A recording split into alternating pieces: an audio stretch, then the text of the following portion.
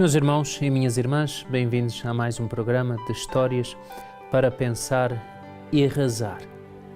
Entre todas as histórias, claro que há aquela que mais nos entusiasma, que mais é intrínseca à nossa própria fé, as histórias evangélicas, aquelas que nós encontramos na Sagrada Escritura. São as histórias por excelência, foram escritas por homens inspirados.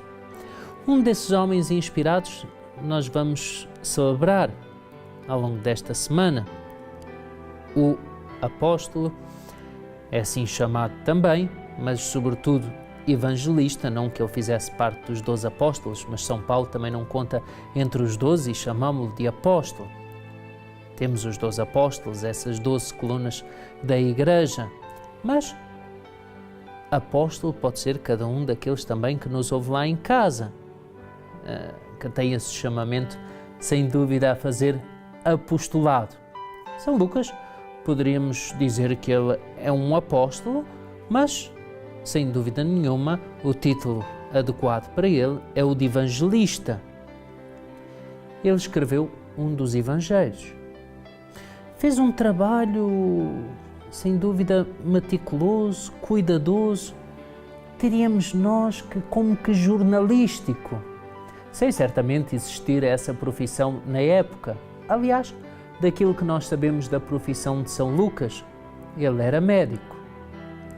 Mas, tratando-se então de uma pessoa que entendia de medicina, a medicina adequada àquele tempo, não confundamos com o médico dos dias de hoje, devia ser um homem com uma cultura geral muito grande.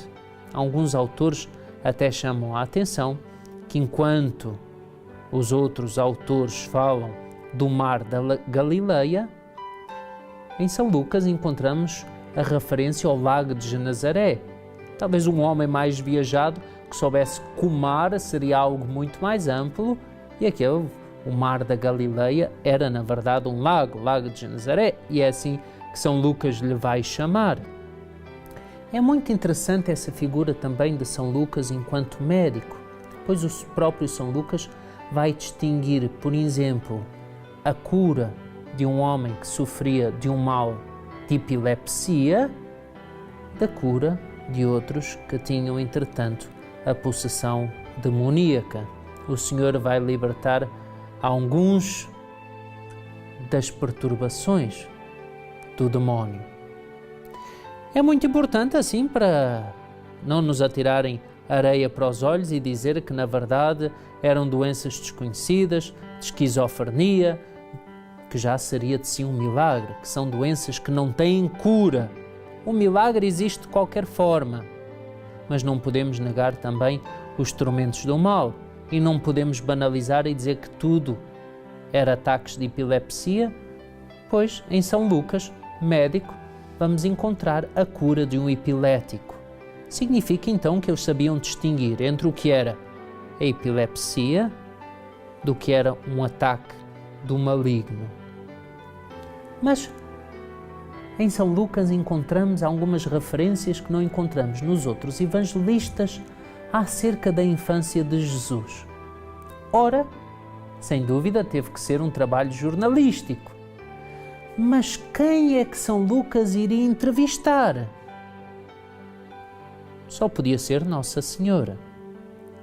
Quem era a testemunha mais autorizada, mais abalizada naquela época para descrever a infância de Jesus? São João Batista? Bom, São João Batista não teve um convívio tão intenso assim com Nosso Senhor Jesus Cristo. Nossa Senhora, sim. São José ausentou-se da Sagrada Escritura. Já havia partido para a eternidade, sem dúvida. Mas Nossa Senhora tinha sido entregue aos cuidados de São João. Talvez São Lucas se interessasse, quisesse colocar algo sobre a infância de Nosso Senhor Jesus Cristo.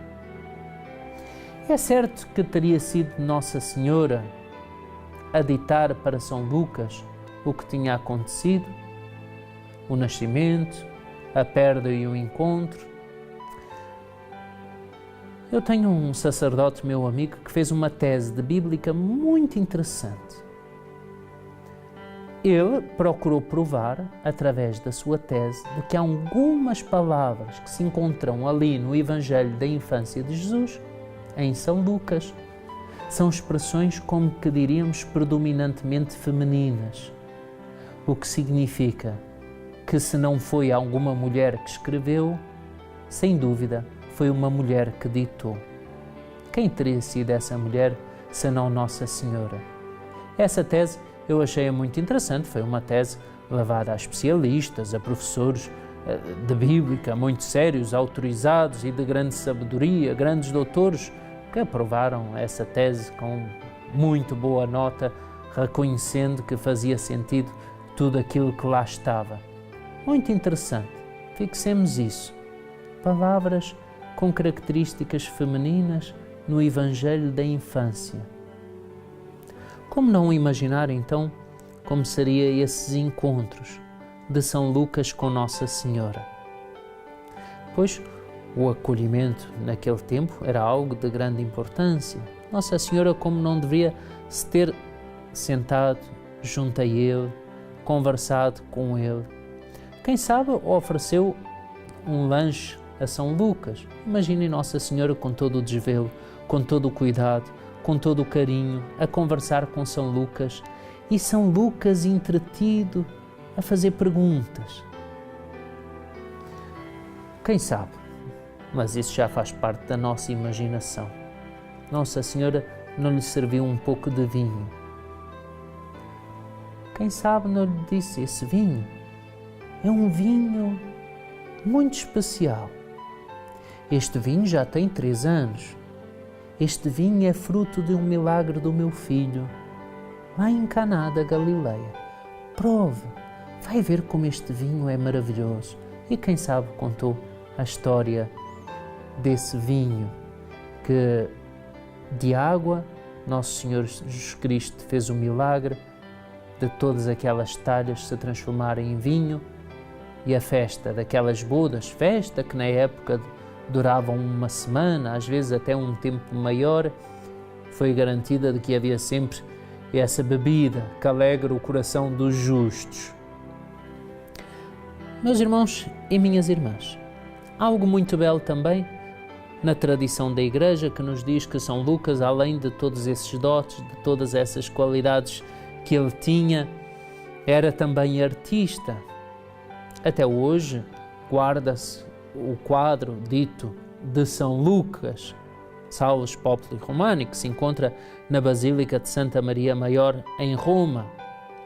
A tradição da Igreja, desde há muitos anos, sempre disse que aquele quadro se atribuía ao próprio São Lucas. Será que assim ele vislumbrou Nossa Senhora, assim ele a quis pintar? Não temos a certeza absoluta se de fato ele teria sido pintado por São Lucas. Diz-nos a tradição, disse desde sempre a fé dos homens, ali ele foi colocado e conhecido como o quadro de São Lucas. Aliás, na história do Beato Inácio de Azevedo, os 40 mártires jesuítas mortos por piratas a caminho do Brasil, a história conta-nos que o Santo Padre, na altura, lhes tinha dado um quadro, dito quadro de São Lucas, ou uma cópia do quadro de São Lucas. Estão assim nas crónicas da época, e que esse quadro, infelizmente, perdeu-se quando do ataque dos piratas, mas não se perderam as crónicas e não se perdeu essa referência, então, ao quadro dito cópia do quadro de São Lucas. Bom, uma coisa é certa, mais do que uma pintura, uma imagem de pedra, uma imagem fruto da imaginação, São Lucas dá-nos uma imagem viva, dessa palavra viva, da Sagrada Escritura, acerca da infância de Jesus, acerca daquele convívio tão especial entre a Mãe de Deus e o seu Filho, o nosso Salvador. Por isso, pedimos a intercessão de São Lucas, ele que talvez tenha então convivido com Nossa Senhora aqui nesta terra, ele que irá conviver com Nossa Senhora no céu também por toda a eternidade, onde nós esperamos um dia ter a graça de chegar, onde nós esperamos um dia também nos encontrar na presença de todos os anjos santos e dessa Mãe de ternura, de misericórdia, que é Nossa Senhora, pedimos a São Lucas a sua intercessão. Ó Evangelista São Lucas, tu que estás nos céus, tu que nos ensinastes, através das tuas palavras, através, provavelmente, da tua história, a procurarmos aquela que é a Mãe de Deus, a convivermos com ela, a recorrermos a ela. Intercedei, pois, Evangelista, por cada um de nós lá do céu. Fazei com que nos entusiasmemos a cada dia, cada vez mais, pela palavra de Deus, por aquela palavra inspirada que tu nos legastes na escrita. Ó Evangelista São Lucas, ajudai-nos a guardar a palavra de Deus no nosso coração, à semelhança de Nossa Senhora. Ajudai-nos a amá-la, ajudai-nos a vivê-la.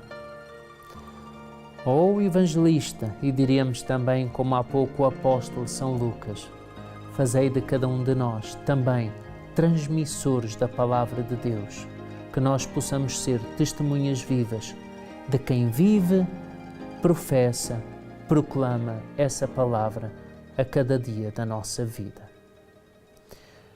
Meus irmãos e minhas irmãs, quis-vos deixar alguma coisinha sobre São Lucas, quis-vos deixar, sobretudo, um amor sempre crescente à Mãe de Deus e Mãe Nossa, Nossa Senhora.